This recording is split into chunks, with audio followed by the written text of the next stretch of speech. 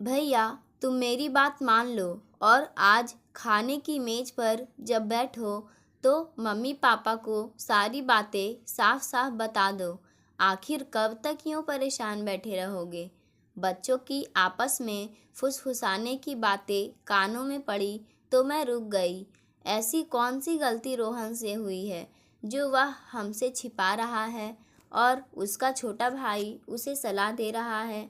आखिर बात क्या है? मैं ये जानने के गरज से छिपकर उनकी बातें सुनने लगी। इतना आसान नहीं है सब कुछ साफ साफ बता देना जितना तू समझ रहा है। बड़े बेटे रोहन की आवाज़ सुनाई पड़ी। भैया, यह इतना मुश्किल भी तो नहीं है। आपकी जगह मैं होता तो देखते कितनी स्टाइल से मम्मी पापा को सारी बातें बता भी देता और उन्हें मना भी लेता। इस बार छोटे बेटे अंकित की आवाज़ आई। तेरी बात और है, पर मुझसे किसी को ऐसी उम्मीद नहीं होगी। घर का बड़ा बेटा जो ठहरा। भैया, आपने कोई अपराध तो किया नहीं जो इतना डर रहे हैं। सच कहूँ तो मुझे ऐसा लगता है कि मम्मी पापा आपकी बात सुनकर आपको गले लगा लेंगे। अंकित की आवाज़ खुशी और उत्साह दोनों से भरी हुई थी। ये दोनों आपस में क्या बातें कर रहे थे, मेरी समझ में कुछ नहीं आ रहा था। थोड़ी देर और खड़ी रहकर उनकी आगे की बातें सुनती तो शायद कुछ समझ में आ भी जाता, पर तभी प्रेस वाले ने डोरबेल बजा दी तो मैं दबे पांव वहां से खिसक ली।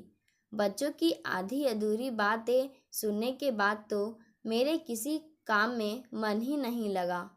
बार बार मन में यही प्रश्न उठते कि मेरा वह पुत्र जो अपनी हर छोटी बड़ी बात मुझे बताए बिना मुंह में कौर तक नहीं डालता है, आज ऐसा क्या कर बैठा जो हमसे कहने की हिम्मत नहीं जुटा पा रहा है। सोचा चलकर साफ साफ पूछ लूं कि तुम दोनों आखिर किस बात को लेकर परेशान हो, पर फिर लगा कि बच्चे क्या सोचेंगे कि मम्मी छिप छिप कर उनकी बातें सुनती है। खैर, जैसे तैसे दोपहर का खाना तैयार करके मैंने मेज पर लगा दिया और रोहन अंकित को खाने के लिए आवाज़ दी। खाना परोसते समय ख्याल आया कि यह मैंने क्या कर दिया। लौकी की सब्जी बना दी। अभी दोनों अपनी अपनी कटोरी मेरी ओर बढ़ा देंगे और कहेंगे कि बाबा रामदेव की परवल अनुयायी माता जी, यह लौकी की सब्जी आपको ही सादर समर्पित हो। कृपया आप ही इसे ग्रहण करें। पर मैं आश्चर्यचकित रह गई यह देखकर कि ऐसा कुछ भी नहीं हुआ। उल्टा दोनों इतने मन से सब्जी खाने में जुटे थे मानो उससे ज़्यादा प्रिय उन्हें कोई दूसरी सब्जी है ही नहीं। बात जरूर कुछ गंभीर है, मैंने मन में सोचा, क्योंकि मेरी बनाई नापसंद सब्जी या और भी किसी को ये चुपचाप तभी खा लेते हैं जब या तो कुछ देर पहले उन्हें किसी बात पर जबरदस्त डांट पड़ी हो या फिर अपनी कोई इच्छा पूरी करवानी हो। खैर, खाना खाकर रोहन और अंकित फिर अपने कमरे में चले गए। ऐसा लग रहा था कि किसी खास मसले पर मीटिंग अटेंड करने की बहुत जल्दी हो उन्हें। रोहन सीए है, कानपुर में उसने अपना शानदार ऑफिस बना रखा है। वो ज़्यादातर शनिवार को ही घर आता है और सोमवार को वापस चला जाता है। और छोटा बेटा अंकित एमबीए की तैयारी कर रहा है। बचपन से दोनों भाइयों के स्वभाव में जबरदस्त अंतर होते हुए भी दोनों पल भर को भी अलग नहीं होते हैं। रोहन बेहद शांत स्वभाव का आज्ञाकारी लड़का रहा है तो अंकित इसके ठीक उल्टा अत्यंत चंचल और अपनी बातों को मनवा कर ही दम लेने वाला रहा है। इसके बावजूद इन दोनों भाइयों का प्यार देख हम दोनों पति पत्नी मन ही मन मुस्कुराते रहते हैं। अपना काम निपटाकर मैं बच्चों के कमरे में चली गई। संडे की हमारी दोपहर बच्चों के कमरे में ही गुजरती है और बच्चे हमसे सारी बातें भी कह डालते हैं, जबकि ऐसा करने में दूसरे बच्चे माँ बाप से डरते हैं। आज मुझे राजीव का बाहर होना बहुत खलने लगा। वह रहते तो माहौल ही कुछ और होता और वह किसी न किसी तरह बच्चों की मन की थाह ले ही लेते। मेरे कमरे में पहुंचते ही अंकित अपनी कुर्सी से उछलते हुए चिल्लाया, मम्मा, एक बात आपको बताऊं? रोहन भैया ने। उसकी बात रोहन की घूरती निगाहों की वजह से वहीं की वहीं रुक गई। फिर मैंने एक दो बार कहा भी कि ऐसी कौन सी बात है जो आज तुम लोग मुझसे छिपा रहे हो, पर रोहन ने यह कहकर टाल दिया कि कुछ खास नहीं मम्मा, थोड़ी ऑफिस से संबंधित समस्या है। मैं आपको बताकर परेशान नहीं करना चाहता। पर अंकित की पेट में कोई बात पचती ही नहीं है। हालांकि मैं मन ही मन बहुत परेशान भी थी, फिर भी ना जाने कैसे झपकी लग गई और मैं वहीं लेट गई। अचानक मम्मा शब्द कानों में पड़ने से एक झटके से मेरी नींद खुल गई, पर मैं आंखें मूंदे पड़ी रही। मुझे सोता देखकर उनकी बातें फिर से चालू हो गई थी और इस बार उसी कमरे में होने की वजह से मुझे सब कुछ साफ साफ सुनाई दे रहा था। रोहन ने अंकित को डांटा, तुझे मना किया था ना, फिर भी तू मम्मा को क्या बताने जा रहा था? क्या करता? तुम्हारे पास हिम्मत जो नहीं है। भैया, अब मुझसे नहीं रहा जाता। अब तो मुझे जल्दी से भाभी को घर लाना है, बस चाहे कैसे भी। रोहन ने एक बार फिर अंकित को चुप रहने का इशारा किया। उसे डर था कि कहीं मैं जाग ना जाऊं या उनकी बातें मेरे कानों में ना पड़ जाए। अब तक तो नींद मुझसे कोसों दूर जा चुकी थी। तो क्या रोहन ने शादी कर ली है? यह सोचकर लगा मानो मेरे शरीर से सारा खून किसी ने निचोड़ लिया। कहाँ कमी रह गई थी हमारे प्यार में, और कैसे हम अपने बच्चों में यह विश्वास उत्पन्न करने में असफल रह गए कि जीवन के हर निर्णय में हम उनके साथ हैं। आज पल पल की बातें शेयर करने वाले मेरे बेटे ने मुझे इस योग्य भी नहीं समझा कि अपने शादी जैसे महत्वपूर्ण फैसले में शामिल करे।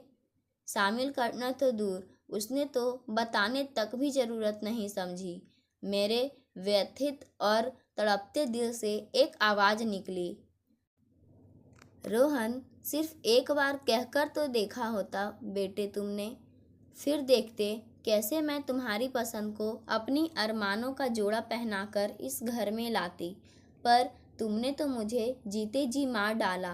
पल भर के अंदर ही रोहन ने पिछले 25 बरस आंखों के सामने से गुजर गए, और उन 25 सालों में कहीं भी रोहन मेरा दिल दुखाता हुआ नहीं दिखा। टेबल पर रखे फल उठाकर खाने से पहले भी वह जहाँ होता वहीं से चिल्लाकर मुझे बताता था कि मम्मा, मैं यह सेब खाने जा रहा हूँ, और आज एक पल में ही पराया बना दिया बेटे ने। कलेजे को चीरता हुआ आंसुओं का सैलाब बंद पलकों के छोर से बूंद बनकर टपकने ही वाला था कि अचानक रोहन की फुसफुसाहट सुनाई पड़ी, तुमने देखा नहीं है मम्मी पापा के कितने अरमान हैं अपनी बहुओं को लेकर, और बस मैं इस बात से डरता हूँ कि कहीं साधना मम्मी पापा की कल्पनाओं के अनुरूप नहीं उतरी तो क्या होगा। अगर मैं पहले ही इन्हें बता दूंगा कि मैं साधना को पसंद करता हूँ, तो फिर कोई प्रश्न ही नहीं उठता कि मम्मी पापा उसे नापसंद करें। वे हर हाल में मेरी शादी उससे करा देंगे, और मैं यही नहीं चाहता हूँ। मम्मी पापा के शौक और अरमान पूरे होने चाहिए, उनकी बहू उन्हें पसंद होनी चाहिए, बस मैं इतना ही चाहता हूँ। और अगर वह उन्हें पसंद नहीं आई तो देखेंगे, पर मैंने इतना तो तय कर लिया है कि मैं पहले से यह बिल्कुल नहीं कह सकता कि मैं किसी को पसंद करता हूँ। तो रोहन ने शादी नहीं की है, वह केवल किसी साधना नाम की लड़की को पसंद करता है, और उसकी समस्या यह है कि साधना के बारे में हमें बताए कैसे। इस बात का एहसास होते ही लगा जैसे मेरे बेजान शरीर में जान वापस आ गई। एक बार फिर से मेरे सामने वही रोहन आग खड़ा हुआ जो अपनी कोई बात कहने से पहले मेरे चारों ओर चक्कर लगाता रहता, मेरा मूड देखता, फिर शर्माते झिझकते हुए अपनी बात कहता। उसका कहना कुछ ऐसा होता कि मना करने का मैं साहस भी नहीं कर पाती। बुद्धू कहीं का, मन ही मन मैं बुदबुदाई। जानता है कि मम्मा किस बात के लिए मना नहीं करती, फिर भी इतनी ज़रूरी बात कहने से डर रहा है। कुछ देर बाद जब मैं सोकर उठी तो फिर सिर बहुत हल्का लग रहा था। मन में चिंता का स्थान एक चुलबुले उत्साह ने ले लिया था। मेरे बेटे को प्यार हो गया है, यह सोच सोच कर मुझे गुदगुदी सी होने लगी। अब मुझे समझ में आने लगा कि अंकित को भाभी घर में लाने की इतनी जल्दी क्यों मच रही थी। ऐसा लगने लगा कि अंकित का उतावलापन मेरे अंदर भी आकर समा गया है। मन होने लगा कि अभी चलो रोहन के पास और बोलूं कि ले चल मुझे मेरी बहू के पास। मैं अभी उसे अपने घर में लाना चाहती हूँ, पर माँ होने की मर्यादा और खुद रोहन के मुंह से सुनने की एक चाह ने मुझे रोक दिया। रात को खाने की मेज पर मेरा मूड तो खुश था ही। दिन भर के बाद बच्चों से मिलने के कारण राजीव भी बहुत खुश देख रहे थे। मैंने देखा कि अंकित कई बार रोहन को इशारा कर रहा था कि वह हमसे बात करे, पर रोहन हर बार कुछ कहते कहते रुक सा जाता था। अपने बेटे का यह हाल मुझसे और नहीं देखा गया और मैं पूछ ही बैठी, तुम कुछ कहना चाह रहे हो रोहन? नहीं, हाँ, मैं यह कहना चाहता था मम्मी कि जब से कानपुर गया हूँ दोस्तों से मुलाकात नहीं हो पाती है। अगर आप कहें तो अगले संडे को घर पर दोस्तों की एक पार्टी रख लूँ। वैसे भी जब से काम शुरू हुआ है सारे दोस्त पार्टी मांग रहे हैं, तो इसमें पूछने की क्या बात है। कहा होता तो आज ही इंतजाम कर दिया होता, मैंने कहा। वैसे कुल कितने दोस्तों को बुलाने की सोच रहे हो? सारे पुराने दोस्त ही है या कोई नई भी है? हाँ, 2-4 नए दोस्त भी है। अच्छा रहेगा, आप सबसे भी मुलाकात हो जाएगी। क्यों अंकित, अच्छा रहेगा ना? कहकर रोहन ने अंकित को संकेत करके राहत की सांस ली। मैं समझ गई थी कि पार्टी की योजना दोनों ने मिलकर साधना को हमसे मिलाने के लिए ही बनाई है और रोहन के नए दोस्तों में साधना भी शामिल होगी। अब बच्चों के साथ साथ मेरे लिए भी पार्टी की अहमियत बहुत बढ़ गई थी। अगले संडे की सुबह से ही रोहन बहुत नर्वस दिख रहा था।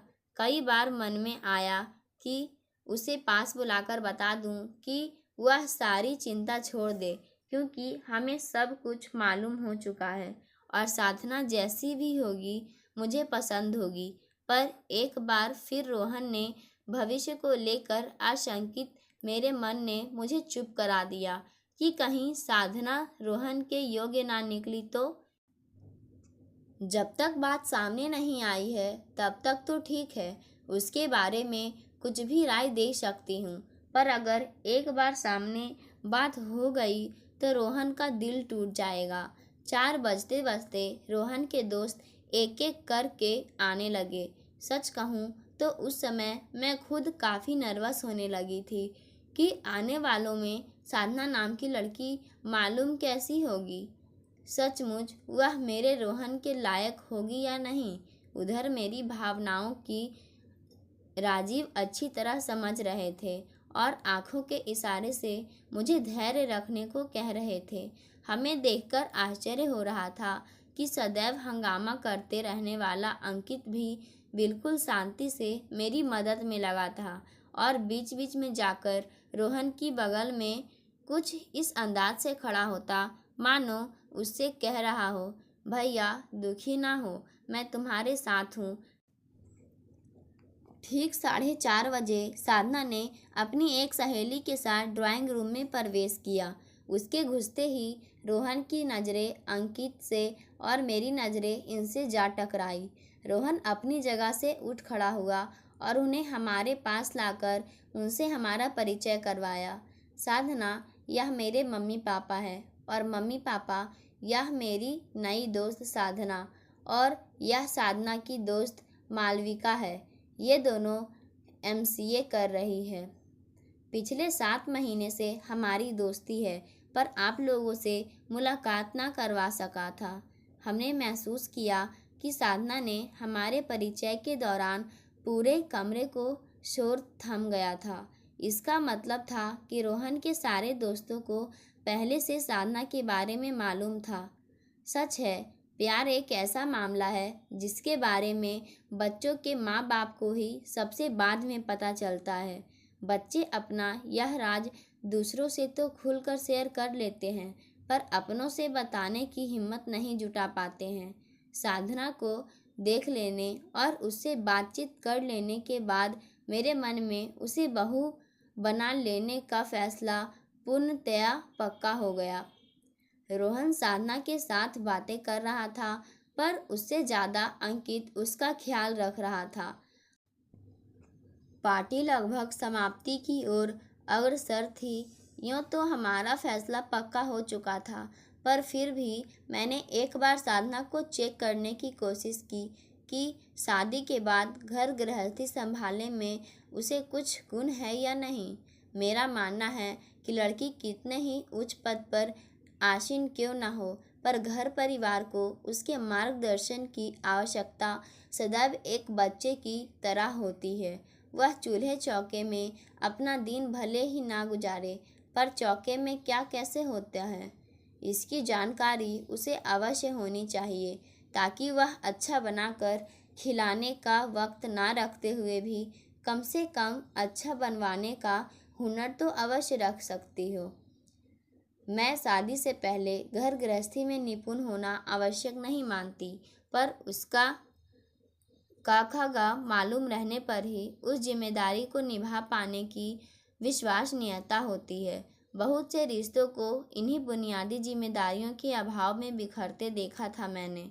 इसलिए रोहन के जीवन के लिए मैं कोई रिस्क नहीं लेना चाहती थी। मैंने साधना को अपने पास बुलाकर कहा, बेटा, सुबह से पार्टी की तैयारी में लगे होने की वजह से इस वक्त सिर बहुत दुखने लगा है। मैंने गैस पर तुम सबके लिए चाय का पानी चढ़ा दिया है। अगर तुम्हें चाय बनानी आती हो तो प्लीज़ तुम बना लो। जी आंटी, अभी बना लाती हूँ, कहकर वह रोहन की तरफ पलटी। किचन कहाँ है? उस तरफ। हाथ से किचन की तरफ इशारा करते हुए रोहन ने कहा, चलो मैं तुम्हें चीनी और चाय पत्ती बता देता हूँ। कहते हुए वह साधना के साथ ही चल पड़ा। साधना जी को अदरक कूट कर दे आता हूँ, कहता हुआ अंकित भी उनके पीछे हो लिया। चाय चाहे सबके सहयोग से बनी हो या अकेले, पर बनी ठीक थी। किचन में जाकर मैं देख आई कि चीनी और चाय पत्ती के डब्बे यथास्थान रखे थे। दूध ढककर फ्रिज में रखा था और गैस के आसपास कहीं भी चाय गिरी फैली नहीं थी। मैं निश्चिंत होकर बैठ गई। मुझे मेरी बहू मिल गई थी। फिर एक एक करके दोस्तों का जाना शुरू हो गया। सब से अंत में साधना और मालविका हमारे पास आई और नमस्ते करके हमसे जाने की अनुमति मांगने लगी। अब हमारी बारी थी। रोहन ने अपनी मर्यादा निभाई थी। पिछले ना जाने कितने दिनों से असमंजस की स्थिति गुजरने के बाद उसने हमारे सामने अपनी पसंद जाहिर नहीं की, बल्कि उसे हमारे सामने लाकर हमारी राय जानने समझने का प्रयत्न करता रहा। और हम दोनों को अच्छी तरह पता है कि अभी भी अपनी बात कहने से पहले वह साधना के बारे में हमारी राय जानने की कोशिश अवश्य करेगा, चाहे इसके लिए उसे कितना ही इंतज़ार क्यों न करना पड़े। मैं अपने बेटे को और असमंजस में नहीं देख सकती थी। अगर वह अपने मुंह से नहीं कह पा रहा है तो उसकी बात को मैं ही कहकर उसे कशमकश से उबार लूँगी। साधना की दोबारा अनुमति मांगने पर मैंने कहा, घर की बहू क्या घर से खाली हाथ और अकेली जाएगी? मेरी बात का अर्थ जैसे पहली बार किसी की समझ में नहीं आया। मैंने रोहन का हाथ पकड़कर कहा, तेरी पसंद हमें पसंद है, चल गाड़ी निकाल, हम सब साधना को उसके घर पहुंचाने जाएंगे। वहीं इसके मम्मी डैडी से रिश्ते की बात भी करनी है। अब अपनी बहू को घर में लाने की हमें भी बहुत जल्दी है। मेरी बात का अर्थ समझ में आते ही पूरा हॉल तालियों की गड़गड़ाहट से गूंज उठा। मम्मी पापा को यह सब कैसे पता चला? इस सवाल में उलझा अटका रोहन पहले तो जहाँ का तहाँ खड़ा रह गया, फिर अपने मम्मी पापा की पहल पर बढ़कर उनके सीने से लग गया।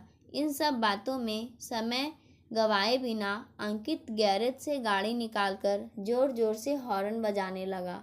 उसकी बेताबी देखकर मैं दौड़ते हुए अपनी खानदानी अंगूठी लेने के लिए अंदर चली गई, जिसे मैं साधना के माता पिता की सहमति लेकर उसे वहीं पहनाने वाली थी।